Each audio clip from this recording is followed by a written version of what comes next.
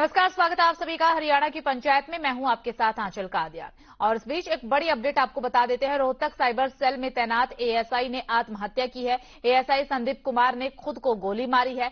3 page का suicide note और एक वीडियो मैसेज भी मिला है। कथित सुसाइड नोट में आईपीएस वाई पूरन कुमार के खिलाफ आरोप लगाए गए। ये बड़ी अपडेट इस वक्त आपको बता रहे हैं। एएसआई संदीप कुमार ने खुद को गोली मारी और गोली मारने से पहले एक वीडियो बनाया, सुसाइड नोट भी लिखा है। रोहतक साइबर सेल में तैनात एएसआई ने सुसाइड किया है और गोली मार करके सुसाइड किया। बताया जा रहा है कि 3 पन्ने का एक सुसाइड नोट और एक वीडियो भी उन्होंने जारी किया है। कथित सुसाइड नोट में आईपीएस वाई पूरन कुमार के खिलाफ कई सारे आरोप भी लगाए गए हैं। हरियाणा में रोहतक के साइबर सेल में तैनात एएसआई संदीप कुमार ने खुद को गोली मार करके सुसाइड कर लिया है। उनकी डेड बॉडी लारोट धामड रोड पर एक मकान से मिली है। मौके से सुसाइड नोट भी मिला है। ये भी सामने आया है कि उन्होंने मरने से पहले एक वीडियो बनाया है। कहा जा रहा है कि एएसआई संदीप कुमार ने एक सुसाइड नोट भी लिखा था। इसमें कथित सुसाइड नोट में दिवंगत आईपीएस पूरन कुमार के खिलाफ कुछ आरोपों का जिक्र किया गया है। पुलिस ने फिलहाल ना तो सुसाइड नोट की पुष्टि की है और ना ही वीडियो की।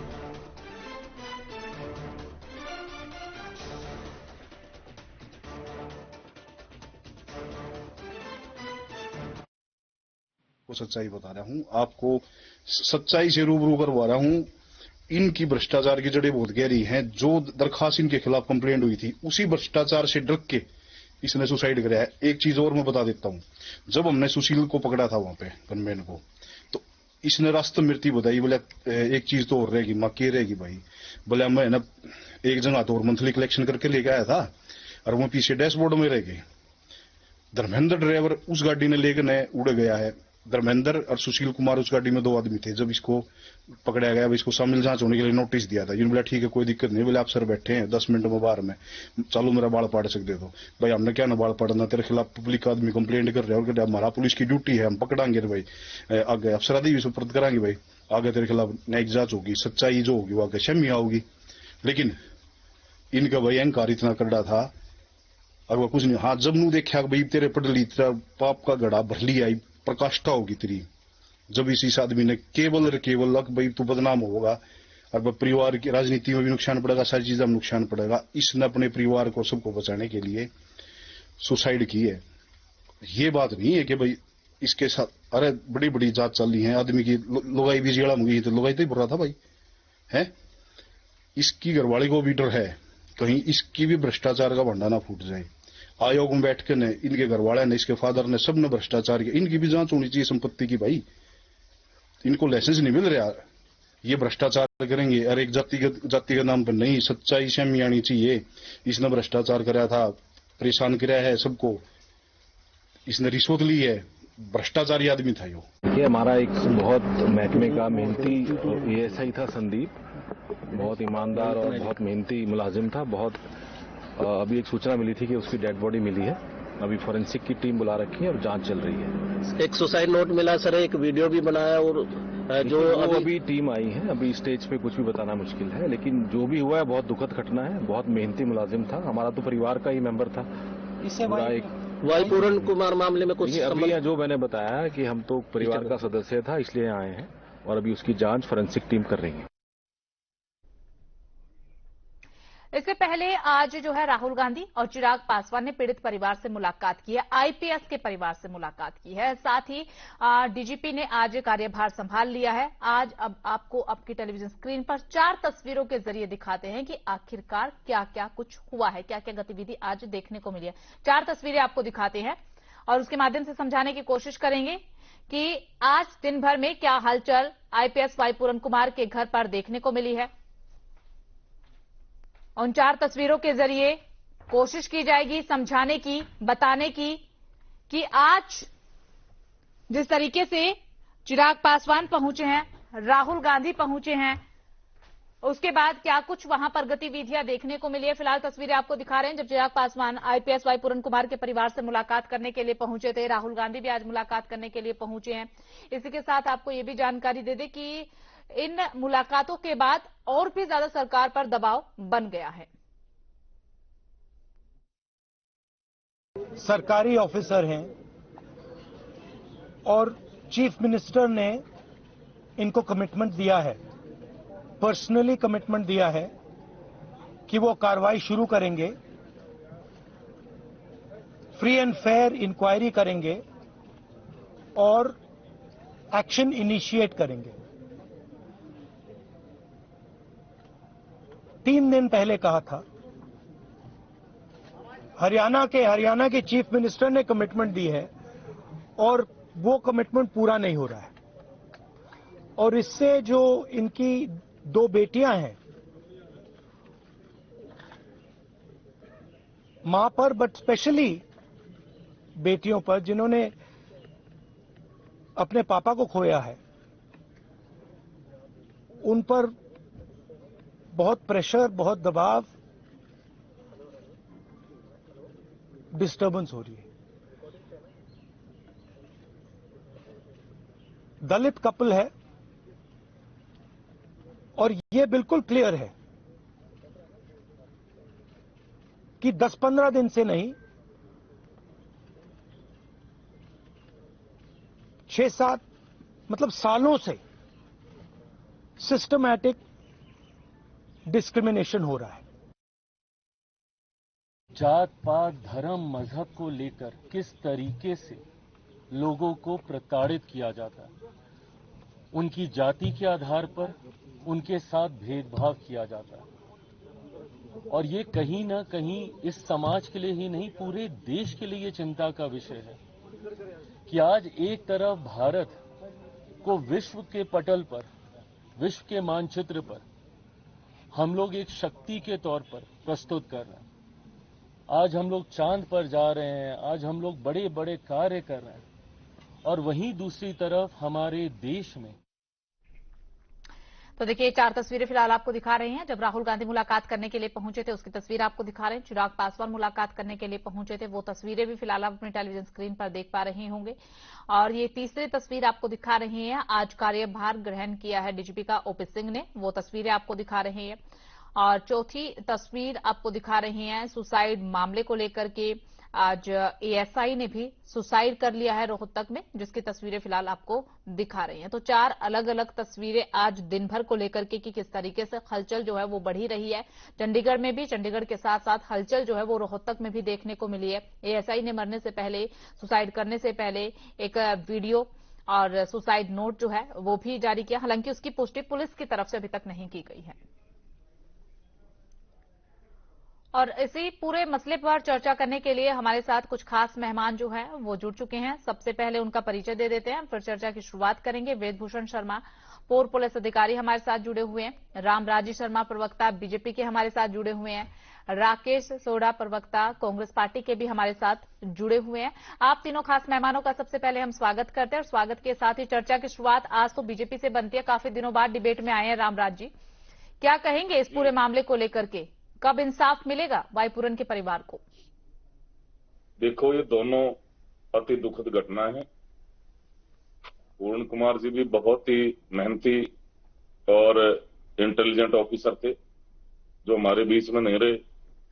ये हमारे हरियाणा के लिए बड़ी दुखद घटना है। हमने एक बहुत ही इंटेलिजेंट ऑफिसर को खो दिया है। और दूसरा, ये भाई संदीप हमारे जुलाना का था, संदीप लाठर, और बड़ा मिलनसार था। ये भी बड़ा होनहार बच्चा था। तो इसकी भी हमने बड़ी दुखद समाचार सुने। दोनों दुखद घटना है। और जब माननीय मुख्यमंत्री जी जापान गए हुए थे तो उनके साथ ऑफिसर भी गए हुए थे, और पूर्ण कुमार जी की वाइफ, हमारी बहन, वो भी जो सीनियर आईएएस ऑफिसर है, वो भी वहां पे उनके साथ थी। और जैसे ही माननीय मुख्यमंत्री जी ने इस घटना का पता चला, उन्होंने परिवार के आंसू पोंछे और ढांढस बंधाया उनकी धर्मपत्नी जी को, और 2-3 और ऑफिसर्स को उनके साथ में भेजा, उनके घर तक वो छोड़ के आए। और फिर माननीय मुख्यमंत्री जी अपना वो जापान दौरा वो बीच में छोड़ के वो चंडीगढ़ आए, और आते ही सबसे पहले उनके घर गए, परिवार बिल्कुल को शर्मा जी, देखिए परिवार से मिले, परिवार से- मुलाकात की, वो सब परिवार हमने से देखा मिले है। और बिल्कुल बिल्कुल उन्होंने बिल्कुल शर्मा जी, देखिए परिवार को आश्वासन भी दिया। जिन बातों का जिक्र आप कर रहे हैं वो तस्वीरें हमने देखी, हमने दर्शकों को भी दिखाई, हमने वो भी दिखाया जो एक्शन लिया गया। रोहतक एसपी को हटा दिया और आज जो एक्शन लिया गया, डीजीपी को छुट्टी पर भेज दिया, ओपी सिंह ने प्रभार। लेकिन सबसे महत्वपूर्ण सवाल शर्मा जी यहाँ पर ये उठ रहा है कि एक आईपीएस अधिकारी का सुसाइड कर लेना, तमाम आरोप लगा करके, सरकार की नाकामी नहीं है क्या ये? देखो, ये जांच का विषय है, कहां किस एंगल पे क्या कोताही कौन से अधिकारी ने बरती, ये जांच चल रही है। और माननीय मुख्यमंत्री जी ने परिवार को कहा था, आश्वासन दिया था कि कोई इस केस में कोई कोताही नहीं बरती जाएगी और दोषी कितना भी बड़ा क्यों ना हो, आरोपी कितना भी बड़ा क्यों ना हो, उसको सख्त से सख्त सजा दी जाएगी। और क्योंकि ये मामला चंडीगढ़ प्रशासन देख रहा है, चंडीगढ़ पुलिस इसकी जांच कर रही है, क्योंकि ये घटना चंडीगढ़ की है और इसमें चंडीगढ़ के डीजी साहब ने बड़े सीनियर ऑफिसर्स की एसआईटी बना दी गई है और वो जांच कर रही है। वो रोहतक भी पहुंची है और जो इनके पीएसओ हैं जिनके खिलाफ मुकदमा दर्ज हुआ है उनसे भी मिले हैं और ये एफआईआर की कॉपी भी उन्होंने ले ली है। ये सारी जांच का विषय है और जांच पूरी हो जाएगी तो मैं समझता हूं दोषियों को, आरोपियों को सजा जरूर मिलेगी।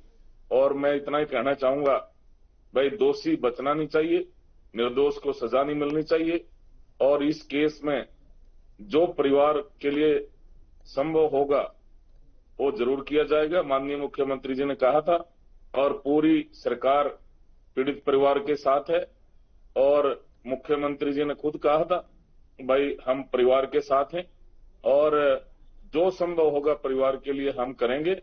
और परिवार के कहने पे रोहतक का एसपी का तबादला कर दिया गया है और डीजी भी लंबी छुट्टी पर भेज दिया गया है। बिल्कुल शर्मा जी, डीजीपी लंबी छुट्टी पर आज भेजे गए हैं, आज देर ज्वाइन शाम, कर लिया कल है। देर शाम भेजे गए हैं। ओपी सिंह ने ठीक है शर्मा जी, ओपी सिंह ने सुनिए ज्वाइन तो कर सही। लिया है। बिल्कुल मुझे पता था कि आप इस बात का जिक्र करेंगे, डीजीपी का जिक्र आज बिल्कुल आप करेंगे, मुझे पता था। लेकिन कुमारी सैलजा का एक बयान सामने आया, शायद आपने भी सुना होगा। उन्होंने कहा है कि ये काम तो 8 दिन पहले भी सरकार कर सकती थी ना, आज क्यों, जब छुट्टी पर ही भेजना था। परिवार तो गिरफ्तारी की मांग कर रहा है। देखो मैं आपको बताऊंगा, इसमें जो कानून है, कानून के अनुसार ही कार्रवाई होती है और डीजी क्योंकि प्रदेश का पुलिस प्रमुख होता है, उसका मुखिया होता है, उसको छुट्टी पर भेजने में उसको जो चार्ज लेता है, जहां पर भी जो पेंडिंग इश्यूज हैं, तो इसमें थोड़ा सा समय लग जाता है। स्वाभाविक है कि ये कानूनी दांवपेच हैं तो ये करना पड़ता है और ये मैं समझता हूं जांच का विषय है, जांच चल रही है और जो जांच में सामने आएगा, अब जैसे एसटी एक्ट में उसमें और संगीन धाराएं लगा दी गई हैं। जी बिल्कुल, क्योंकि जांच अधिकारी ने देखा भाई इसमें और धाराएं लग सकती हैं, ठीक है, तो उन्होंने लगाई। जो संभव होगा परिवार के लिए वो जरूर कराया यानी जाएगा। कि अंत है परिवार को इंसाफ मिलेगा। ठीक है राकेश सोढ़ा जी, क्या बिल्कुल मिलेगा, हम परिवार के साथ हैं। ठीक है राकेश जी, क्या कहेंगे आप? शर्मा जी को आपने सुना, कांग्रेस लगातार कई सारे आरोप जो है लगा रही है। आज राहुल गांधी भी वहां पर पहुंचे, बड़े आरोप लगाए, यहां तक कि इतनी बड़ी अपील कर दी कि पीएम खुद इस पूरे मामले को लेकर एक्शन ले।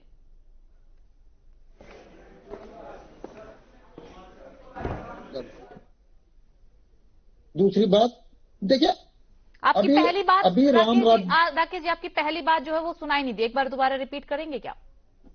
जो मेरा नाम है तो ना गलत ले रहे हैं आप।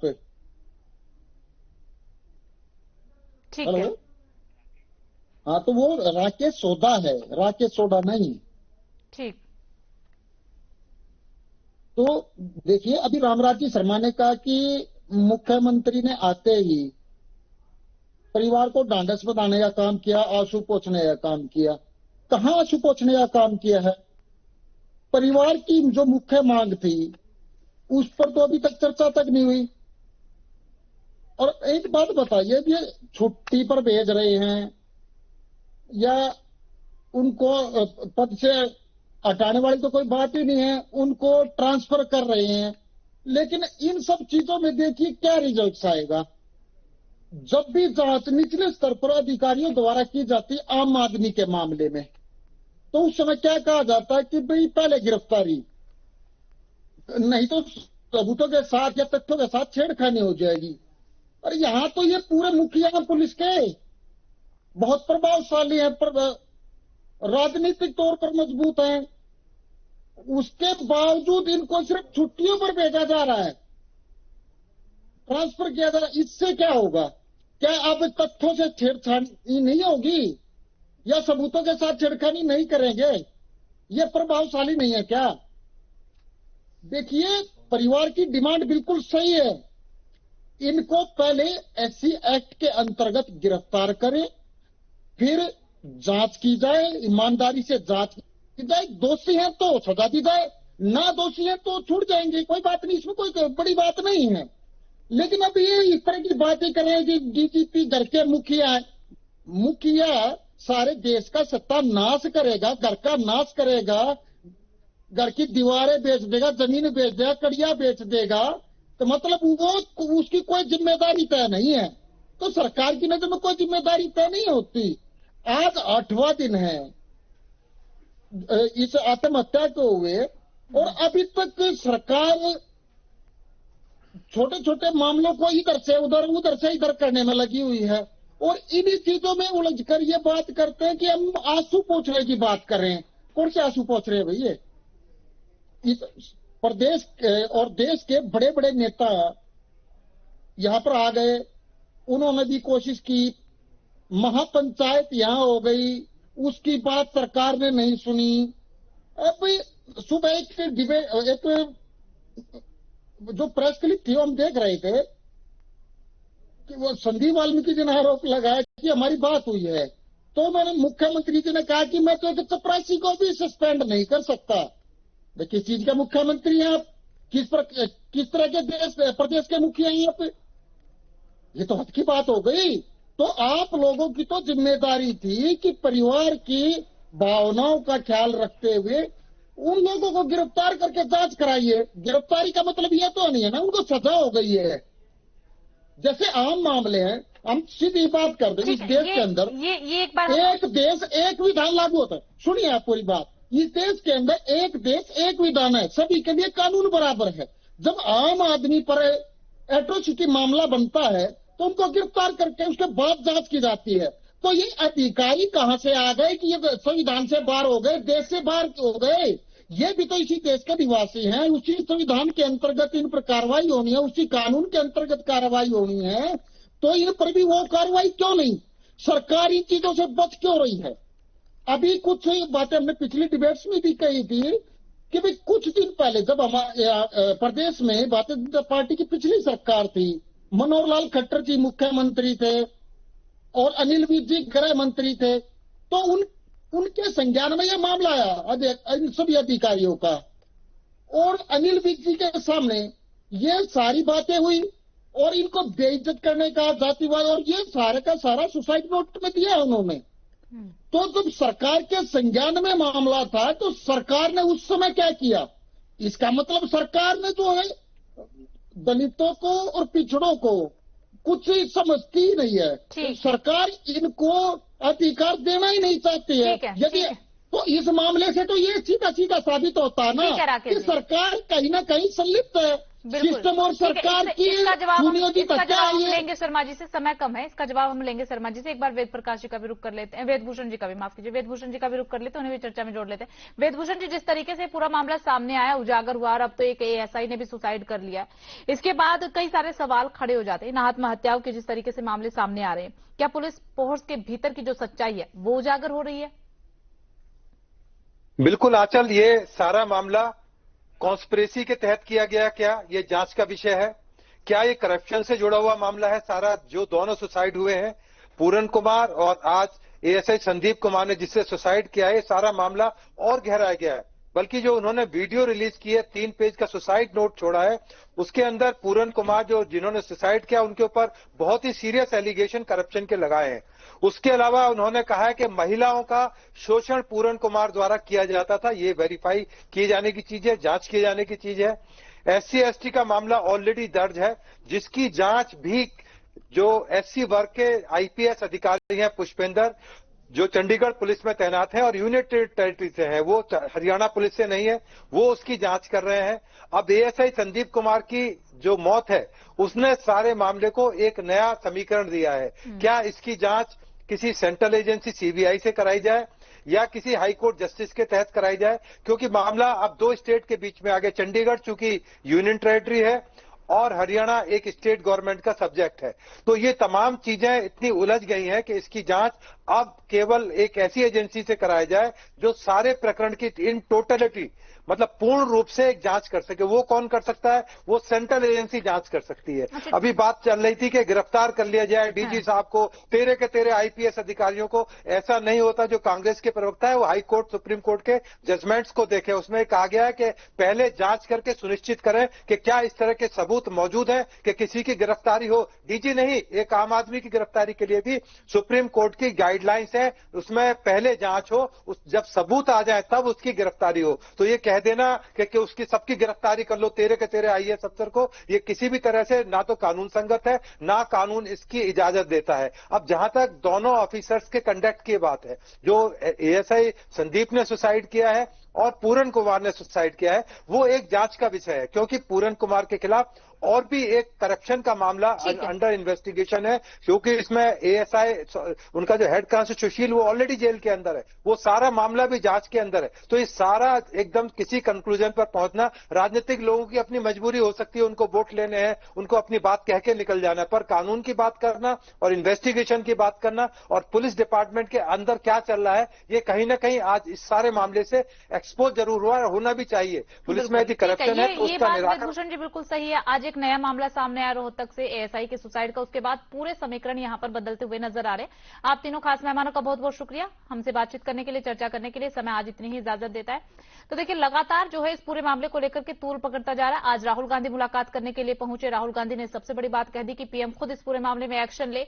ये अपील जो है राहुल गांधी करते हुए नजर आए। चिराग पासवान भी मुलाकात करने के लिए पहुंचे, इसके अलावा भी कई दिग्गज मुलाकात करने के लिए पहुंचे। लेकिन सबसे बड़ी बात, इंसाफ आखिर कब मिलेगा, गलत कौन है और भ्रष्टाचार हुआ या नहीं हुआ, अगर भ्रष्टाचार हुआ तो कौन कौन उसमें संलिप्त है, जांच का विषय, जांच कब होगी ये देखने वाली बात रहेगी। फिलहाल हरियाणा की पंचायत में सिर्फ इतना ही।